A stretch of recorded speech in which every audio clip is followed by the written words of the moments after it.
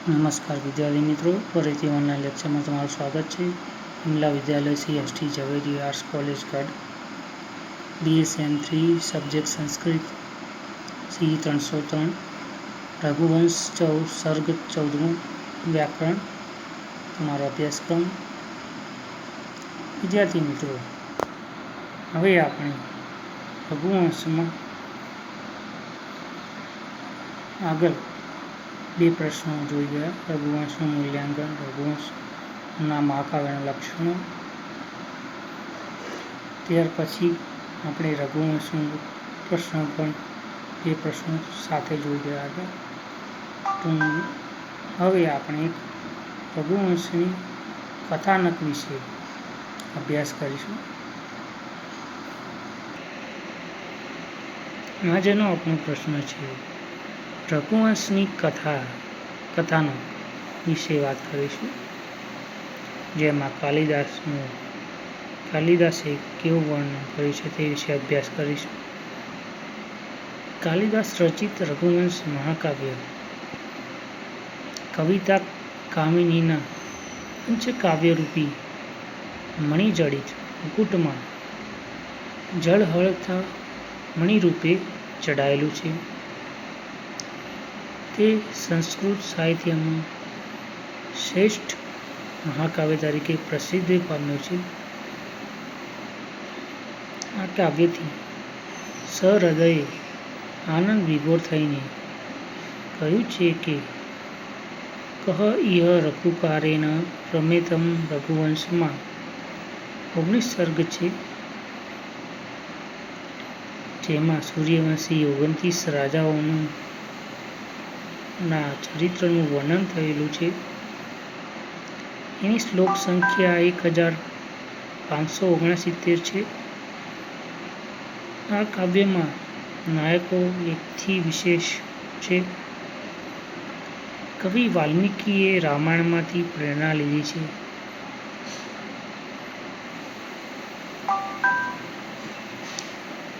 રઘુવંશની સર્ગ અનુસાર સંક્ષિપ્તમાં કથા નીચે પ્રમાણે છે. પ્રથમ સર્ગ છે વશિષ્ઠ આશ્રમ ગમન. રઘુવંશના આરંભમાં કવિએ વાણી અને અર્થની જેમ સંપૃક્ત થયેલા પાર્વતી અને પરમેશ્વરને પ્રણામ કરીને પોતાના કાવ્યના સાધન સ્વરૂપ વાણી અને અર્થને પામવાની અભિલાષા સેવે છે. અહીં કવિ અત્યંત વિનયશીલ બનેલ છે. તે કહે છે કે હું નાની હોડીથી મહાસાગર પાર કરવાનું સાહસ કરી રહ્યો છું. તે રઘુવંશના રાજાઓના ગુણવાદ કરતા કહે છે કે વૈવસ્વત મનુવંશ સૂર્યવંશમાંથી આવિર્ભાવ પામેલા આ વંશનો પહેલો રાજા હતો. આ વંશ પછી ઉત્તમ, સદ્ગુણી અને પરાક્રમી રાજા દિલીપ થયો. તેને સુદક્ષિણા નામની પત્ની હતી. રાજાને પુત્રરત્નની ખોટ હતી. સંતાનની ઈચ્છાથી તે ગુરુ વશિષ્ઠ આશ્રમમાં અનુષ્ઠાન માટે જાય છે. વશિષ્ઠ દિવ્ય શક્તિથી સમાધિસ્થ થઈ વાત જાણી લે છે કે એકવાર દિલીપની ઇન્દ્રની મુલાકાત કરી સ્વર્ગમાં પાછા ફરતા અજાણમાં કામધેનુ ગાયની ઉપેક્ષા કરી બેસે છે. પરિણામે તે ગાય રાજાને નિસંતાન રહેવાનો શ્રાપ આપે છે. વશિષ્ઠ ઋષિ પોતાના આશ્રમમાં રહેતી કામધેનુની પુત્રી નંદિનીની સેવા દ્વારા તેને પ્રસન્ન કરવાનું કહે છે. આમ રાજા તથા રાણીએ ગુરુના કહ્યા અનુસાર ગાયની સેવાનું વ્રત લઈ પર્ણકુટનીમાં વસવાટ કરે છે.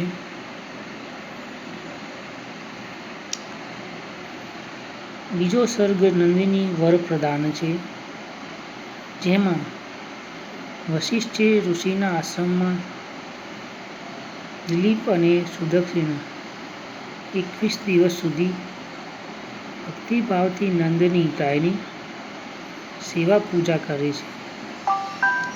નંદની ગાયની રાજાને વરદાન આપે છે, તેનું આ સર્ગમાં પ્રધાન વર્ણન છે. રાજા દિલીપે કરેલી ગાયની સેવા. ગાયે કરેલી રાજાની ભક્તિની કસોટી તથા પ્રસન્ન થયેલી ગાયે આપેલું વરદાન, આ 3 મુખ્ય ઘટનાઓનું આ સર્ગમાં સુરેખ આલેખન છે. રાજા દિલીપે દિવસભર છાયાની માફક ગાયનું અનુસરણ કરે છે.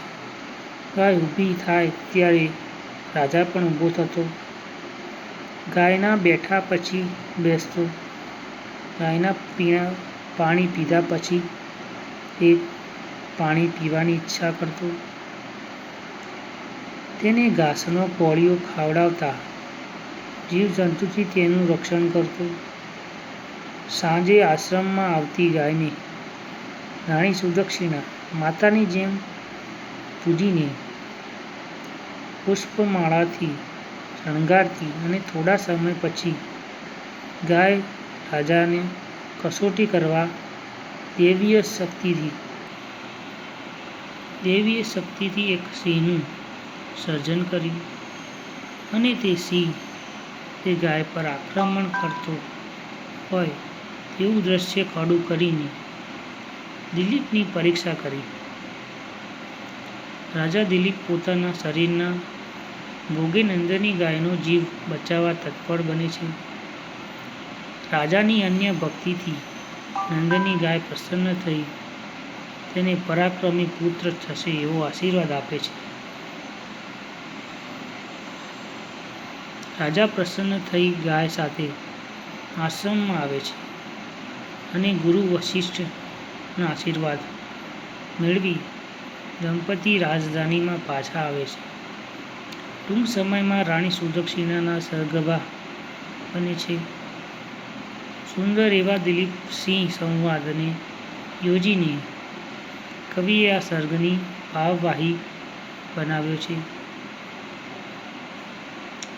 ત્યારબાદ ત્રીજા સર્ગમાં રઘુ રાજ્યાભિષેક પ્રસંગનો સર્ગ છે. આ સર્ગમાં રાજા રઘુના રાજ્યાભિષેકનું મુખ્યતઃ વર્ણન હોવાથી આનું નામ રઘુ રાજ્યાભિષેક રાખવામાં આવ્યું છે. સુદક્ષિણાના પુત્રને જન્મ આપે છે, તેનું નામ રઘુ પાડવામાં આવે છે. તે યુવક બનતા દિલીપ તેનું લગ્ન કરે છે અને તેને યુવરાજ પદે નિમે છે. દિલીપે 100 યજ્ઞો પૂરા કરવાનો સંકલ્પ કર્યો હતો. 99 યજ્ઞો તો તેણે પૂરા કરી દીધા હતા. શતકેતુનું પદ મેળવવા તેને હવે સોમયજ્ઞ આરંભ્યો અને યજ્ઞના અશ્વના રક્ષણાર્થ રાજપુત્ર રઘુને મોકલ્યો. ઇન્દ્રને પોતાનું ઇન્દ્રપદ ગુમાવવાનો ભય લાગ્યો, આથી તે અદૃશ્ય રીતે આવીને યજ્ઞના અશ્વનું હરણ કરી જાય છે. નંદની ગાયની કૃપાથી રાજાએ ઘોડો હરી જતા ઇન્દ્રને જોયો. રઘુ ઇન્દ્રનો પીછો કરે છે. બંને વચ્ચે તુલમુલ યુદ્ધ થાય છે. કવિ 10 શ્લોકોમાં યુદ્ધનું વર્ણન છે.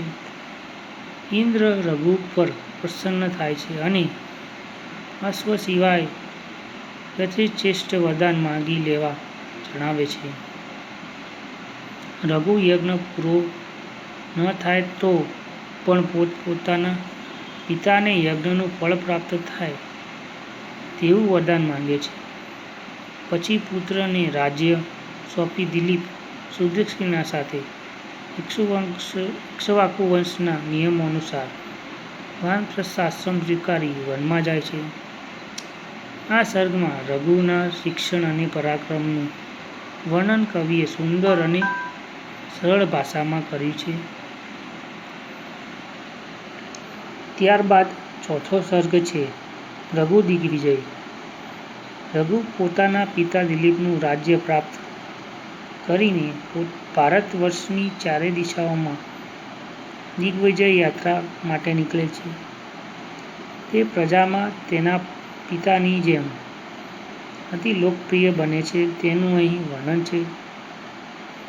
શરૂઆતમાં 25 શ્લોકોમાં કવિએ રઘુના સુંદર રાજ્ય શાસનનું તથા તેની રાજ્ય વ્યવસ્થાનું વર્ણન કરેલ છે. તે ચતુરંગી સેના લઈને દિગ્વિજય માટે નીકળે છે.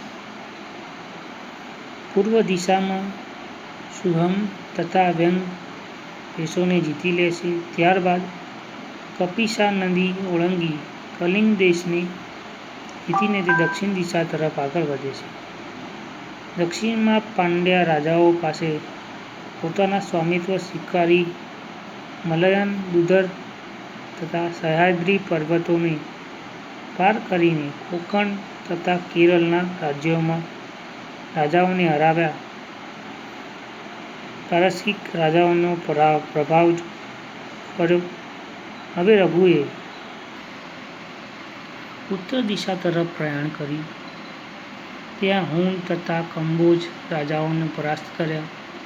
આમ રઘુએ ચારે દિશામાં વિજય પતાકા ફેરાવી સર્વ રાજધાનીમાં પાછા ફરી તે વિશ્વજીત યજ્ઞ પૂરો કરી સર્વસ્વ દાન આપી દે છે. યજ્ઞની પૂર્ણ આહુતિ થતાં રઘુ ઉપસ્થિત સર્વ રાજાઓને વિદાય આપે છે. અહીં કવિ કાલિદાસ ઇતિહાસમાં તથા ભારત વર્ષનો ભૂગોળના જ્ઞાનનો પરિચય સુંદર રીતે થાય છે. પછીનો પાંચમો સર્ગ છે અજ સ્વયંવર અભિગમ. આ સર્ગમાં આવેલા કૌશ પ્રસંગ મહાન રાજા રઘુના ઔર્ધ્ય અને પરાક્રમનો સુંદર પરિચય કરાવે છે. પોતાનું સર્વસ્વ દાન દક્ષિણામાં આપી બેઠેલો રાજા પાસે કૌશ નામનો બ્રાહ્મણ ગુરુદક્ષિણા માટે દ્રવ્ય મેળવવામાં આવે છે. રઘુએ માટીના વાસણમાં અર્ધ્ય સામગ્રી લઈને કૌશનો સત્કાર કર્યો અને કુશળના ખબર પૂછ્યા. રાજાએ કૌશના આગમનનું કારણ જણાવવા માંગ્યું. કૌશ રઘુની ગરીબી સ્થિતિ જોઈને બીજે જવા વિચારે છે. રઘુ કુબેર પર હુમલો કરીને કૌશને ગુરુદક્ષિણા માટે વ્યવસ્થા કરવા સૂચવે છે. તે રાત્રે કુબેર રઘુના મનની ઈચ્છા જાણીને રઘુ ધનભંડાર પર સુવર્ણ મુદ્રાઓ વરસાવે છે. રઘુ તે સુવર્ણ મુદ્રાઓ કૌશને આપે છે, પરંતુ કૌશ ગુરુદક્ષિણા માટે આવશ્યક મુદ્રાઓ જ રાખે છે. ગુરુદક્ષિણાથી પ્રસન્ન થયેલા કૌશે રાજા રઘુને પુત્ર આશીર્વાદ આપી વિદાય થાય છે. કાળક્રમે રઘુને ત્યાં અજ નામનો પુત્ર પ્રતાપી પુત્ર જન્મે છે. યુવાન અજને રાજા ભોજ પોતાની પુત્ર ઇન્દુમતીના સ્વયંવરમાં હાજર રહેવા આમંત્રણ આપ્યું. છઠ્ઠા સર્ગમાં સ્વયંવરનું વર્ણન છે. આ સર્ગમાં ઇન્દુમતીના સ્વયંવરનું અત્યંત રમણીય અને કાવ્યમય વર્ણન છે. બીજા અનેક રાજાઓની સાથે રાજા અજ યોગ્ય શાસન પર સ્વયંવરમાં બિરાજમાન થયા. ઇન્દુમતી દાસી સુનંદા સાથે સ્વયંવરમાં દાખલ થાય છે. સર્વ રાજાઓ તેના તરફ આકર્ષાય છે. ઇન્દુમતીના હાથમાં હારમાળા લઈને એક પછી એક રાજા પાસેથી પ્રસાર થાય છે. આમ ઇન્દુમતી જે રાજાને છોડીને આગળ વધતી તે રાજા ચહેરા પરનું તેજ ચાખવું પડતું.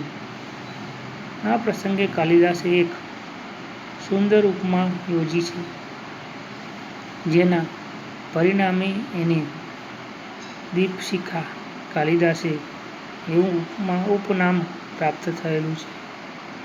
છેવટે ઇન્દુમતી અજના ગળે વરમાળા પહેરાવે છે. રત્નોનો સુવર્ણ સાથે સંયોગ થાય છે. પછી 7મા સર્ગમાં અજ પાણી ગ્રહણ. રઘુવંશના 7મા સર્ગમાં ઇન્દુમતી અજની કંઠે વરમાળા પહેરાવ્યા છે. બંનેના લગ્નની વિધિ થાય છે. અન્ય રાજાઓ નિસ્તેજ થઈ ઈર્ષાથી યુક્ત પોતપોતાના નિવાસ સ્થાને જાય છે. ઇન્દુમતીને લઈને અજ અયોધ્યા આવવા નીકળે છે. રસ્તામાં ઇન્દુમતી ન મળવાને કારણે નિરાશ થયેલા રાજાઓ અજને પડકારે છે. તેમની વચ્ચે યુદ્ધ થાય છે અને અજે ગાંધર્વને આપેલા સમૂહોને અસ્ત્રથી સૌ રાજાઓને પરાસ્ત કરે છે. પછી તે અયોધ્યા પહોંચે છે. રઘુપુત્ર અજનું ઇન્દુમતી સાથે ભવ્ય સ્વાગત કરી આશીર્વાદ આપે છે. અજ વિલાપ. આ કાવ્યમાં 8મા સર્ગમાં રઘુ સંન્યાસી જેવું જીવન પસાર કરે છે. યુવરાજ અજને રાજ્ય અભિષેક કરી રઘુ વનમાં જવા તૈયાર થાય છે. અજની વિનંતીથી તે નગરની બહાર રહીને સંન્યાસીનું જીવન ગાળે છે અને અત્યંત યોગનતના આદર્શ પ્રમાણે યોગ દ્વારા શરીરનો ત્યાગ કરે છે. સમય જતાં ઇન્દુમતીને દશરથ નામનો પુત્ર જન્મે છે. એકવાર ઇન્દુમતી સાથે અજ ઉપવનમાં વિહાર કરવા જાય છે. ત્યાં આકાશમાર્ગમાં ચાલતા મુનિ નારદની વીણા પરથી એક પુષ્પમાળા ઇન્દુમતી પર પડે છે. તેનું તત્કાળ જ મૃત્યુ પામે છે. અજ પોતાની પ્રિય પત્નીના અણધાર્યા વિયોગથી વ્યાકુળ થઈ હૃદયદ્રાવક વિલાપ કરે છે. કુલગુરુ વશિષ્ઠ પોતાના શિષ્યને અજને આશ્વાસન આપવા મોકલે છે અને જણાવે છે કે પૂર્વ ભાવમાં તૃણબિંદુ ઋષિના શાપથી હરણી નામની અપ્સરા પૃથ્વીલોકમાં ઇન્દુમતી તરીકે અવતરી હતી. સ્વર્ગીય પુષ્પમાળાના સંપતમાં તે સ્વર્ગમાં જ ચાલી ગઈ. આ હકીકત સાંભળવા છતાં પણ અજનો શોક ઓછો થયો નહીં. અંતે તેણે યુવાન દશરથને રાજ્યની જવાબદારી આપી ગંગા યમુનાના સંગમ પર અનશન કરી દેહ ત્યાગ્યો. ત્યારબાદ મૃગયા વન. અજના મરણ પછી દશરથે રાજ્યનો કારભાર સંભાળ્યો. પોતાના મહાન પૂર્વજોની શાસન પદ્ધતિ તેને અનુસરણ કર્યું. દશરથે કૌશ, મગધ તથા કૈકેયી દેશની કુળવાન રાજકુમારીઓ સાથે લગ્ન કર્યા. તેણે અનેક યજ્ઞો કર્યા અને સૂર્યસ્ય તથા તમસા નદીને તટોએ યજ્ઞના સુવર્ણ સ્તંભોથી સુશોભિત કર્યા. તેમની અનુક્રમે કૌશલ્યા, સુમિત્રા અને કૈકેયી આમ 3 રાણીઓ હતી. વસંતનું આગમન થતાં રાજા દશરથ મૃગવિહાર વખતે નદીના કાંઠે સાંજેના સમયે શબ્દવેદી બાણ છોડે છે.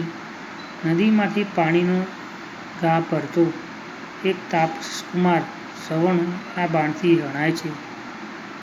તેનો વૃદ્ધ માતા પિતા જાણ થતાં તે દશરથને શ્રાપ આપે છે કે તેનું મૃત્યુ પણ પુત્ર વિયોગથી જ થશે.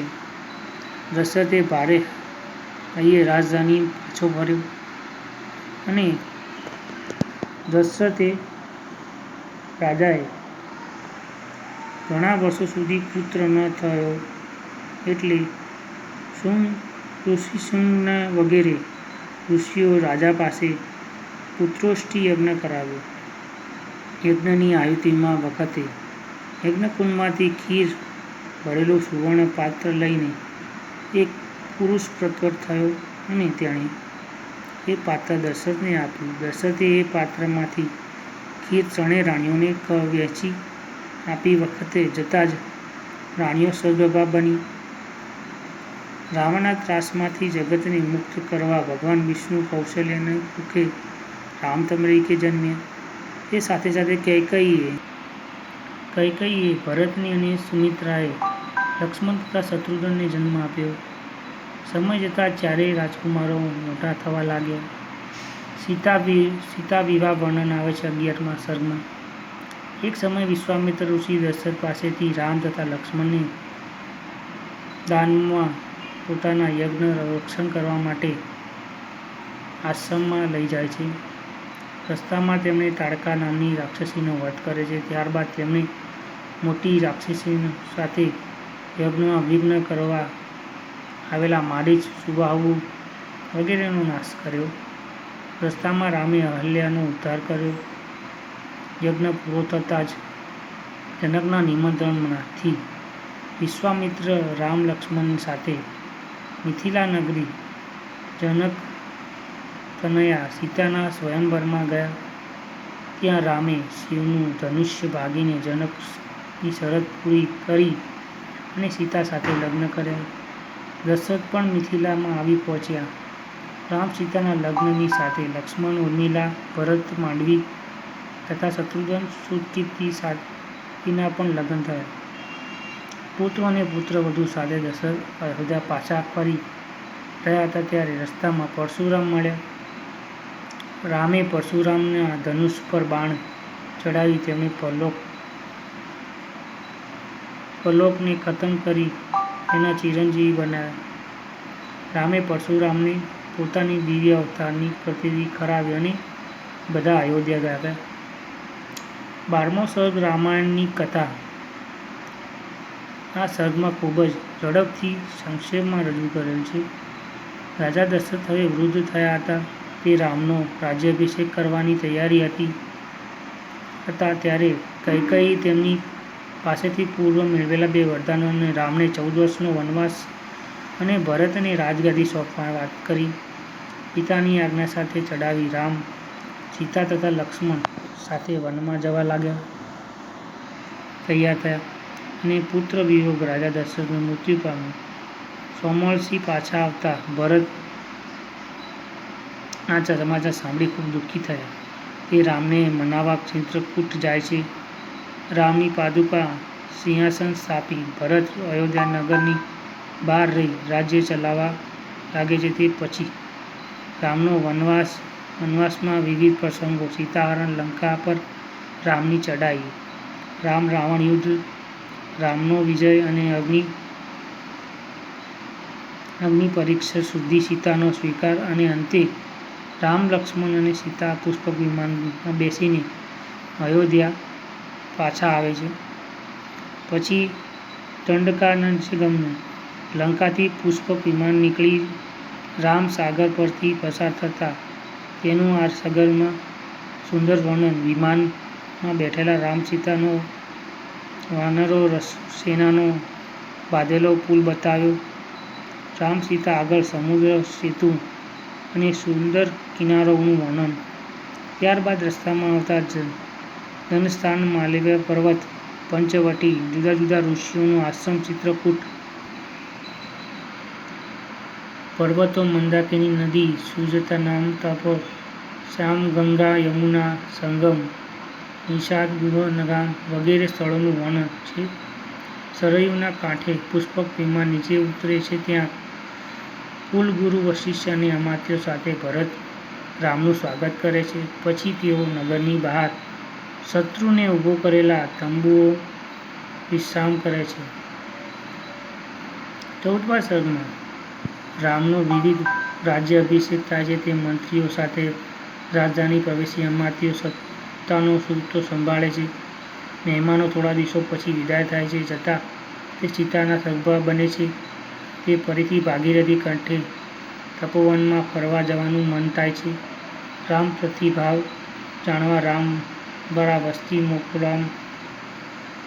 વસ્તીમાં મોકલાવેલો ભદ્ર નામનો દૂત રાવણને ઘરે રહેલા સીતા અંગેની લોકનિંદાની વાત કહે છે.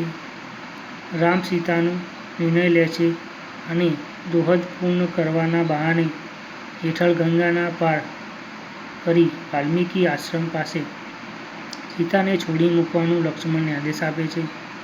સીતા લક્ષ્મણને જોડે રામને સંદેશ પાઠવે છે કે લોકવાદથી ડરીને અગ્નિ પરીક્ષાથી શુદ્ધિ સાબિત થયેલી પત્નીનો આ રીતે ત્યાગ કરવો તે તમારા કુલશીલને યોગ્ય નથી. લક્ષ્મણ ગયા પછી સીતાનું કરુણ ક્રુંદન સાંભળીને ઋષિ વાલ્મીકી ત્યાં આવી પહોંચે છે અને સીતાને પોતાના આશ્રમમાં લઈ જાય છે. સીતા ત્યાગની ઘટનાથી રામ પણ દુઃખી બન્યા છે. અશ્વમેઘ યજ્ઞ પ્રસંગે પણ તેમણે બીજું લગ્ન કર્યું નહીં અને સીતાની જ સુવર્ણ પ્રતિમા પોતાને પડખે રાખીને તેમને અનેક યજ્ઞો અને વાલ્મીકી તાપજીવનના ગાળતા સીતાને રામ આ વ્યવહાર જાણ થતાં કંઈક સાતત્વ મળે છે. પછી 15મા સર્ગમાં લવણાસુર રાક્ષસની ત્રાસથી ઋષિઓના મદદ માટે રામ પાસે આવે છે. રામની આજ્ઞાથી લવણાસુરનો વધ કરવા નીકળેલા શત્રુઘ્ન વાલ્મીકી આશ્રમ પાસે આવી પસાર થાય છે અને આશ્રમમાં રોકાય છે. એ જ રાત્રે સીતાના 2 જોડિયા બાળકો જન્મે છે અને લવણાસુરનો વધ કરી યમુના કિનારે મથુરા નગરી વસાવી શત્રુઘ્ન પાછો ફરે છે. પછી સીતાના પુત્રો વિશે રામને કંઈક જણાવતો નથી, પણ રામ સૂત્રમુનિ શંભુકનો વધ કરી છે અને પછી અશ્વમેઘ યજ્ઞનો આરંભ કરે છે. અનેક ઋષિઓ ત્યાં આવે છે. વાલ્મીકી પણ પોતાના શિષ્યો સાથે આ યજ્ઞમાં ઉપસ્થિત થાય છે અને લવ અથવા કુશ વાલ્મીકી શીખેલ રામાયણનું ગાન કરે છે. વાલ્મીકી એમના રામના પુત્રો તરીકે જાહેર કરીને રામને સીતા પુત્રનો સ્વીકાર કરવા જણાવે છે. આમ પ્રજાજનોનો વાંધો ન હોય તો રામ સીતાને સ્વીકાર તૈયાર થયા, પણ સીતા પોતાની પવિત્રતા સાબિત કરવા ધરતીના ઉદરમાં સમાવી લેવા વિનંતી કરે છે. ધરતી માતા તેમની પ્રાર્થના સાંભળી લે છે. છેવટે રામ પણ પોતાના રાજ્યનું વિભાજન કરી તેનો વહીવટ ભાઈઓ તથા પુત્રોને સોંપી સ્વર્ગ પ્રયાણ કરે છે. ત્યારબાદ 16મો સર્ગ રામના વનવાસ પછી કુલવકુશ રાજ્ય મળે છે. તેણે કુશાવતી પોતાની રાજધાની બનાવી. અયોધ્યા નગરી અધિષ્ઠ દેવી કુશલ સપનો તે રામના વનવાસ પછી અયોધ્યા નગરીની દુર્દશા વિશે કુશને ખ્યાલ આપે છે અને અયોધ્યાનું નવનિર્માણ કરવાની વિનંતી કરે છે. દેવીઓની આજ્ઞાથી કુશ અયોધ્યાનું નવનિર્માણ કરે છે. આમાં સરયુ નદીના જલવિહારમાં કરતા કુશના હાથમાંથી દિવ્ય કુંડ નદીમાં પડી જાય છે અને એ કુંડ કુમુદ નામનો નાગ લઈ ગયો અને એવી માહિતી મળતા કુશ તે નાગને પણ ગરુડાસ્ત્રનો પ્રયોગ કરીને શરણે આવેલા કુમુદ નાગને કુશને કુંડ પાછો આપી પોતાની બહેન કુમુદવતીને કુશ સાથે લગ્ન કરાવી આપે છે. ત્યારબાદ 17મા સર્ગમાં કુશના નાગકન્યા કુમુદવતી અતિથિ નામ પુત્ર થાય છે. દુર્જન્ય પછી અને 18મા સર્ગમાં અતિથિની અને 19મા સર્ગમાં સુદક્ષિણાના શત્રુનો નાશ કરી રાજા અગ્નિ ઉત્તમ વ્યવસ્થા આપ્યો અને જીતેન્દ્રિય રાજા સુદક્ષિણા રાજવહીવટ પર ધ્યાન આપ્યું અને પ્રકૃતિ અત્યંત વિલાસી મોજે. આમ 19 સર્ગોને અંતે રઘુવંશનો એક પ્રતાપી અને નિષ્કલંક સૂર્યવંશીમાં જન્મેલો સૂર્ય સમાન યશસ્વી રાજાઓના વંશોનું વર્ણન અંતે આવી. જેવી સૂત્રમાં એક પછી એક મણિ પરોવી વંશને આકસ્મિક અંત આવી ગયો છે, જે રીતે સૂત્રાર્થમાં એક પછી એક મણિ પરોવી તેની માળા રત્ન તૈયાર થાય છે, તેમ પોતાના કાવ્યસૂત્રમાં કાલિદાસે એક પછી એક પ્રતિભાશાળી રાજરત્નો રવિ રઘુવંશ માળાનું સર્જન કર્યું. અહીં આપણું લેક્ચર પૂર્ણ થાય છે. તો અસ્તુ. જય હિન્દ, જય ભારત.